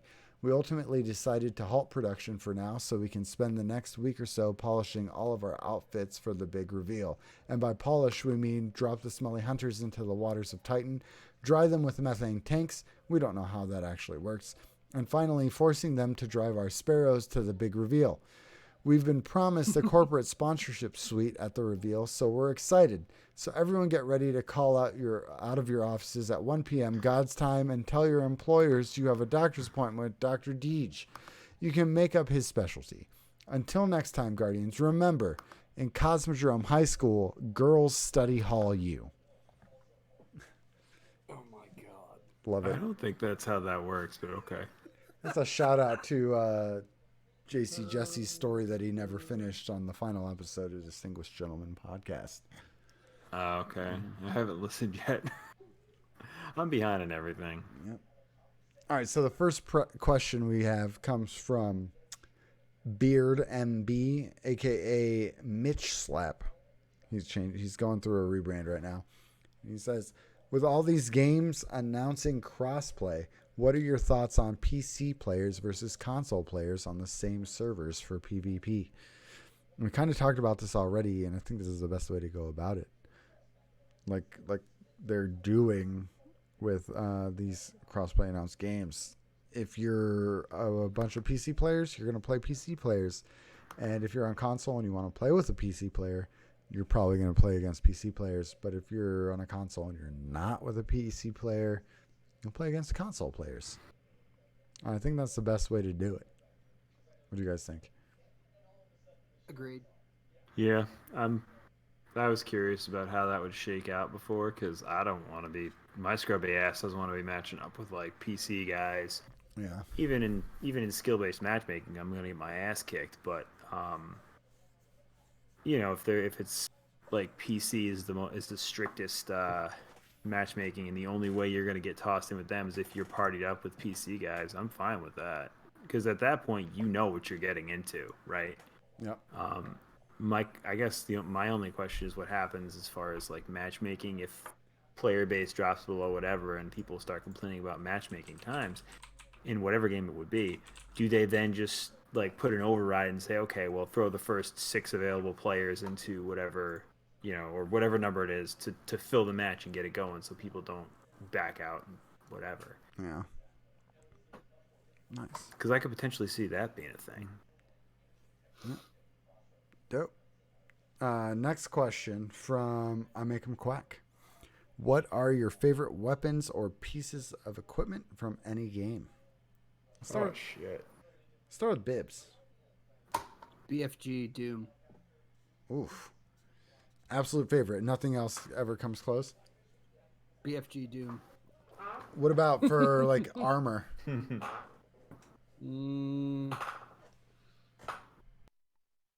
My VOG set with the Vex skins on it from Destiny 1. Nice. That's good armor. What about you, They Scott? were pretty, man. That's tough, man. I'd probably have to go with either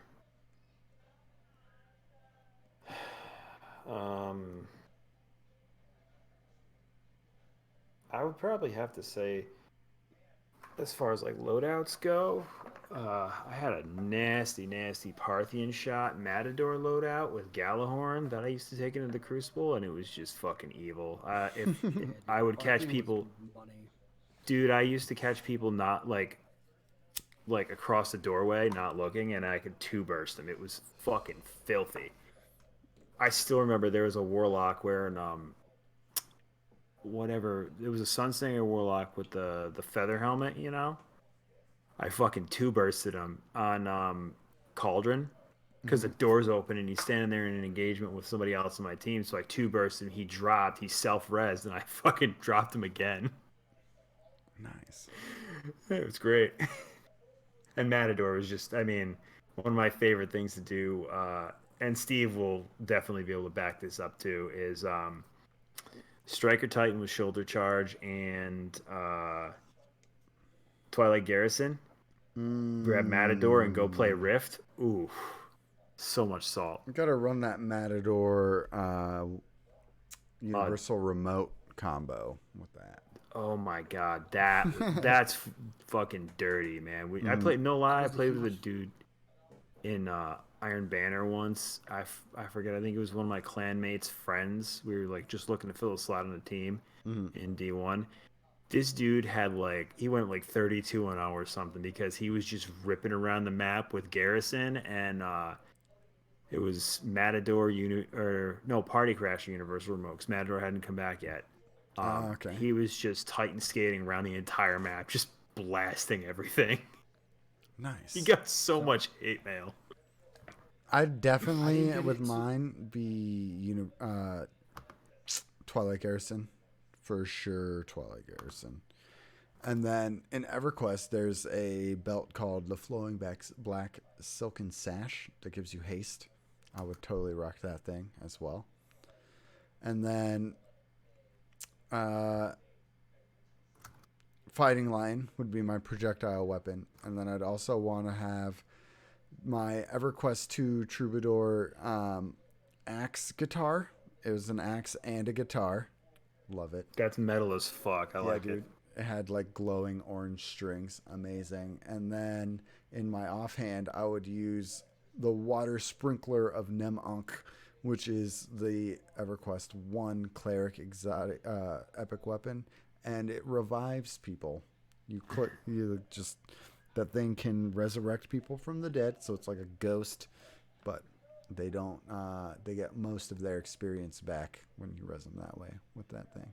So yeah, that was one of the coolest RPG equipment pieces I think to ever exist. It's you died. I'm gonna resurrect you right there on the spot with my water sprinkler. It's like a flail. That's what it really is. Oh shit. Yeah. What were you gonna say though, Bibbs? I didn't really start playing D1 PvP until year 3, so like I loved Clever Dragon, Oh Matador, yeah. Gallahorn setup on Mm. Cauldron. Oh Mm. my god, it was so much fun. My man, I feel that. I can Clever also Dragon feel before the they salt. nerfed it was fucking awesome. Oh god, it So was good. godly.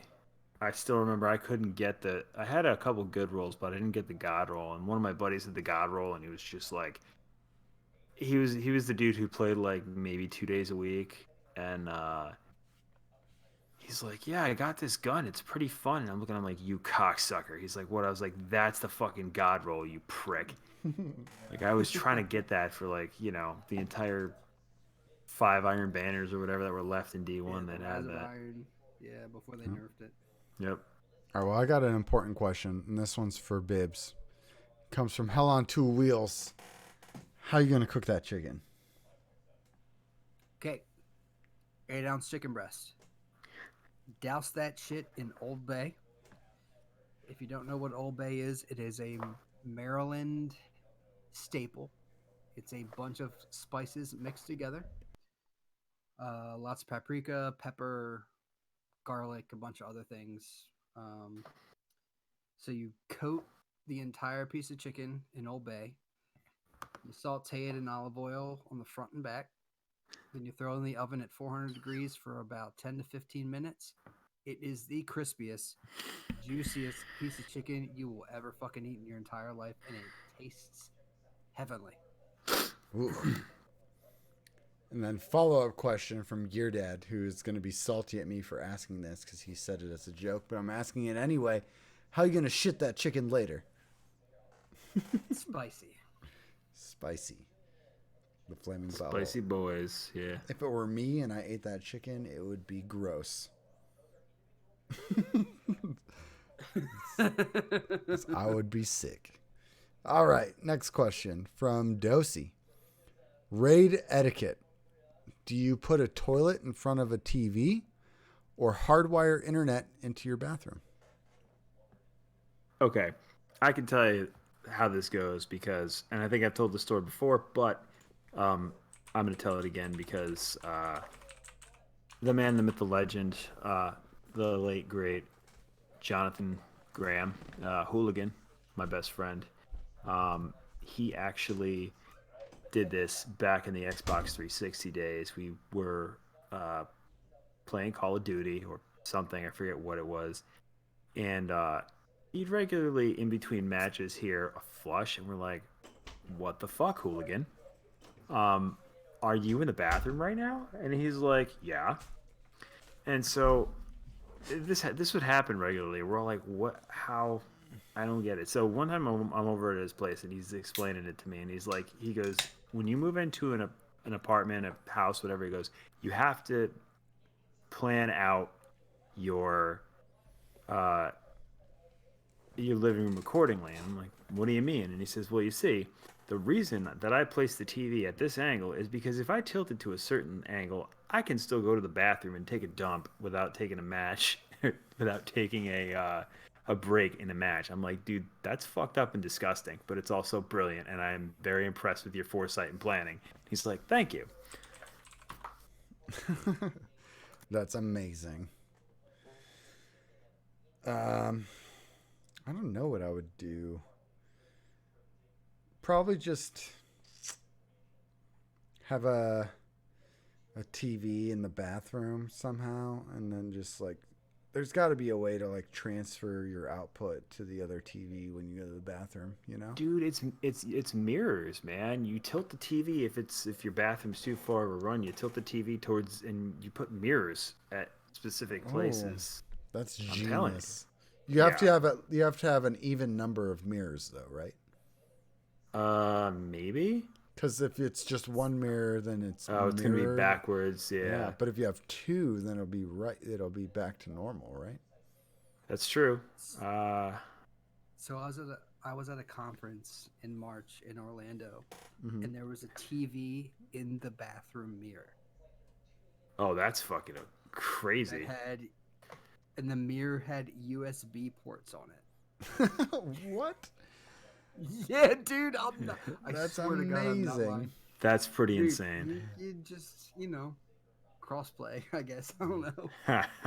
It was amazing, man. I like went in there and I was like, why is the mirror all fucked up? And there's a TV controller right next, or it's on the sink, and I'm like, wait a second, what is this shit? Press the power button, and then Maury Povich comes on. I was like, what?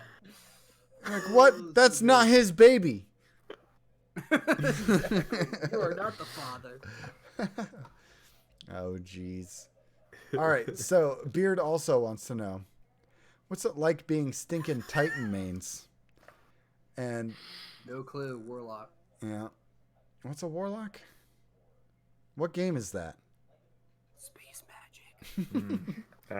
I'm drawing blanks, man. There's Yeah, I don't Titans know. and then there's Titans and there's wrong. That's mean- all I know. Right, and I'm just gonna say I didn't know there was another game in which you weren't a Titan. Yeah, no, I only know Titan. Mm-hmm. Moving on, Gear Dad wants to know, what's it like to have a good time while everyone else complains? And I just gotta say, Ask Reddit. it's a good time. Yeah. You know, yeah, like just play video games with your friends and have a good time. And if you don't like a game, then don't play it. Ding, ding, ding, ding, ding, ding, ding. We have a winner. There we go. Cool. Dosey also wants to know, what's it like missing a shoulder charge and turning around and seeing everyone laugh at you? Oh, no, Nova Bomb. Yeah. Scott, do you have an answer to this? Because I don't actually use shoulder charge. I don't usually miss my shoulder charges, so Yeah. So yeah, wouldn't don't know. You're not a Titan. If you miss your shoulder charge, you're probably just not Well- a Titan. full disclosure, I don't use shoulder charge. I use hammer strike because I'm a Sunbreaker main, like all God-fearing, decent Titans. Hey, you And, take that back. Break Nash forever. Yeah, no, I use hammer strike because I like hitting things with hammers, and it's extra funny. They turn into orange floaty bits and go away, and I laugh at them. See, for me, I would much prefer to hit them with Fighting Lion and then punch them and get an overshield than have a shoulder charge. So I choose that. Yep. And then Bib's a Warlock. What's that? Chris wants to know, do you think when Mario saves the princess in the end, he knocks her up? Definitely. Yeah. How else do you think you have Baby Mario and Baby Peach and Baby Luigi? Sometimes Luigi rescues the princess and then he knocks her up. So I guess what the answer to this question is that Princess Peach is just a slut. What did I miss in this? Because I am not aware of baby Marios and such things. Really? Yeah. Mario Kart 8 Deluxe for Switch. There's a Baby Mario, a Baby Luigi, a Baby Peach, a Baby Daisy. Yeah. What if those are time traveling doubles? They very well could be. And I never beat Super Mario RPG, so maybe that's where that came from. Yeah. But yeah. The real answer, though, is that Princess Peach is a slut. Am I right?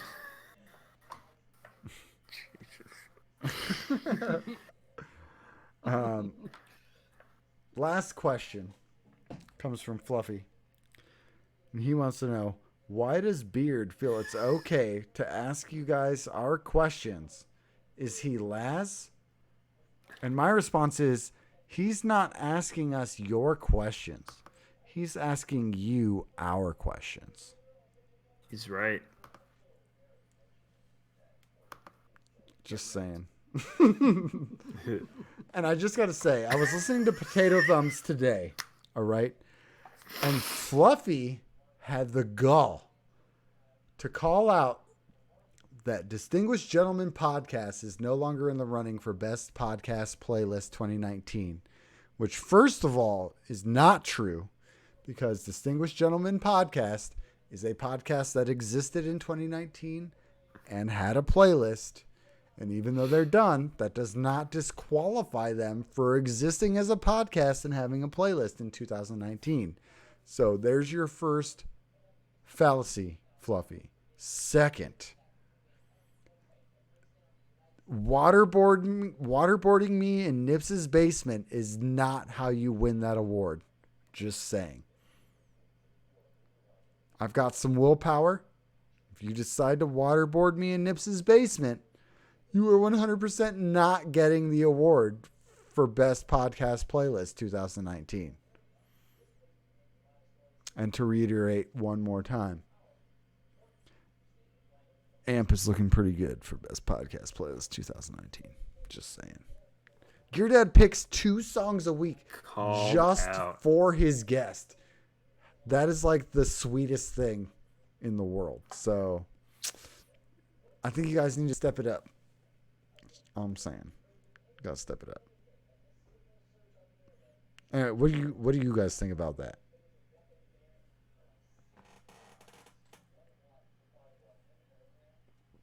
They're speechless. That's what they think about that. Just speechless. I mean, the waterboarding thing got oddly specific. Yeah. If you go missing, I think we know where to look now. Wisconsin. That's where you look. If I go missing, if I miss an episode of this podcast, because I've only ever missed 2 in almost 3 years, I'm in Nips's basement in Wisconsin, and if you need the address, listen to old Potato Thumbs episodes. That's where I'm at. It's on the internet. Oh, man. Oh, my God. Well, I think that's going to do it for us this week, dudes. Bibbletron, thank you so much for coming on, my dude. It's been a blast. Cheers, man. Hell yeah, dude. Thank you. Thank you for having me. Yeah, man. Of course. Quality show as usual.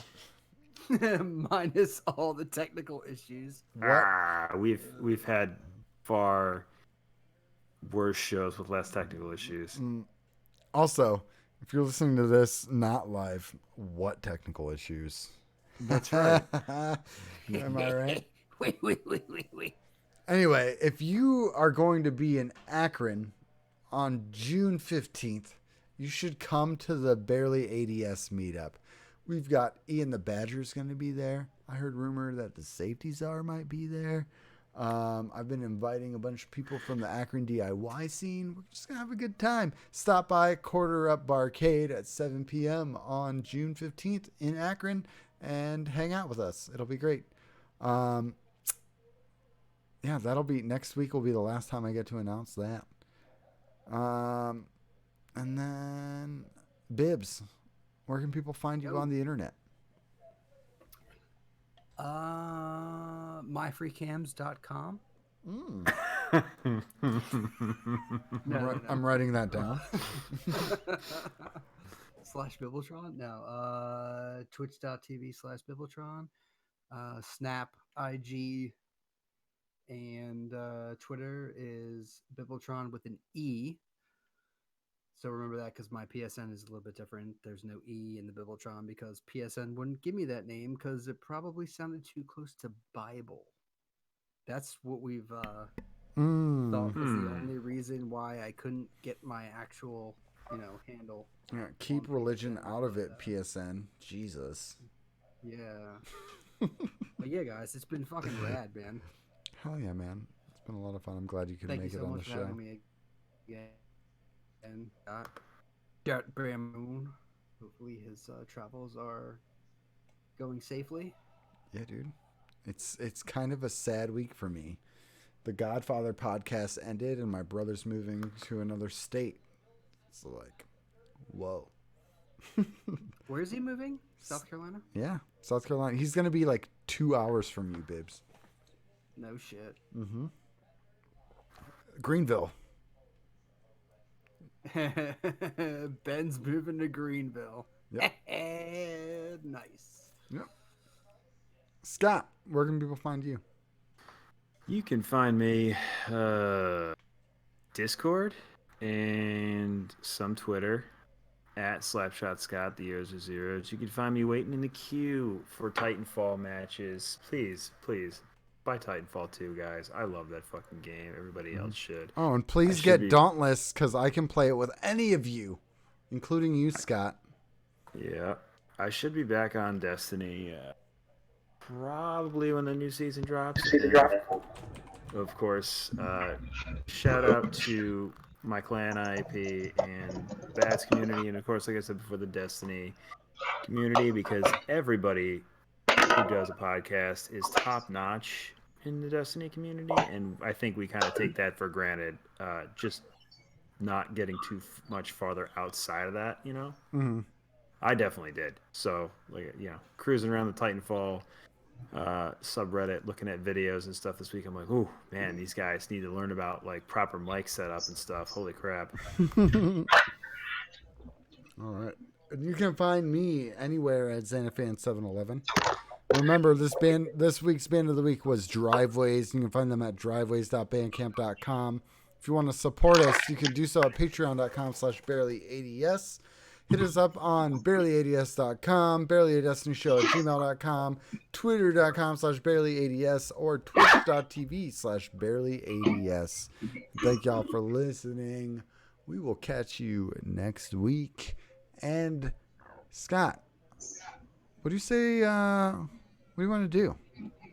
Be the light you want to see. And what? Wait, are we still doing that? I mean, you should still do that. Be the light you want to see in others. But more importantly, I'm kind of hungry, man. Yeah, let's go get some cheeseburgers. Let's get some cheeseburgers. Peace out, y'all. Dope. All right, Bibbs, we can still hear you, so I can just let's clap one more time, and then we'll send it over to our buds, just some Guardians. So. All right. I hear you guys. All right, dope. All right, let's do this clap in 1, 2, 3. Hell yeah. All right, thanks again, Bibbs. Here we are. Thank you guys. Yeah, sorry for all the trouble, but dude, not your fault. Obviously, it was Discord. obviously. Yeah. I don't want to say Discord is a flaming pile of shit tonight, but it was. Mm-hmm. We're gonna raid Grays, who's playing some Destiny 2. Just had a Grays, send him all the love. All right, I'm gonna stop recording. Bibbs, I will get you a link here in a minute. We're raiding Grays. We're stopping stream.